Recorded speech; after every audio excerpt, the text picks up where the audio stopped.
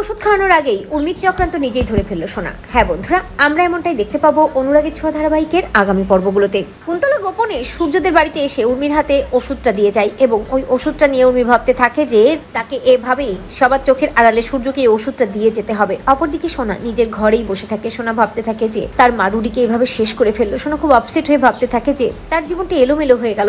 হঠাৎ সোনার মনে পড়ে তার মা তাকে বারবার বলছিল, বাবার খেয়াল কেন রাখিস না, বাবাকে কেন নিজে ওষুধ খাওয়াস না। আচ্ছা, মা কেন বারবার এই কথা বলছিল? আর এটা তো সত্যি যে কাকিয়ার দেওয়া ওষুধটা খেয়ে বাবা কেমন যেন হয়ে যায়, সবকিছু ভুলে যায়, আমাকেও চিনতে পারে না মাঝে মাঝে। আমি এখন থেকে নিজেই বাবাকে ওষুধ খাওয়াবো।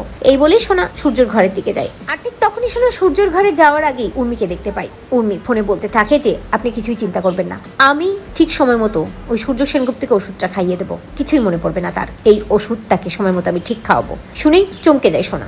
এরপরে সোনা উর্মি যখন সূর্যের ঘরে যায়, উর্মির পিছু নিয়ে নিজেও সূর্যের ঘরে ঢোকে। যখনই উর্মি সূর্যকে বলে, দাদাই আপনার ওষুধটা খেতে হবে, উঠুন দাদাই ওষুধটা খেয়ে নিন, এই বলে সূর্যের হাতে ওষুধটা দেয় এবং সূর্য যখনই ওষুধটা খেতে যায় ঠিক তখনই সূর্যের হাতটা চেপে ধরে সোনা এবং উর্মির হাতটা চেপে ধরে। উর্মিকে বলে যে দাঁড়াও কাকিয়া, আমার বাবা এই ওষুধ খাবে না, এখন থেকে আমি আমার বাবাকে নিজে ওষুধ খাবো, আর তোমার দেওয়া ওষুধ আমার বাবা খাবে না। সোনার কথা শুনে নিজেই চমকে যায় উর্মি। ভাবতে থাকে উর্মি সোনা কি তাকে ধরে ফেলেছে, সে কি ধরা পড়ে গেছে? তো বন্ধুরা, তোমরা এটাই চাও তো যে এভাবেই যেন রুদ্রমূর্তিতে নিজেই নিজের বাবার পাশে দাঁড়াই সোনা এবং উর্মির চক্রান্ত ধরে ফেলে? কমেন্ট করে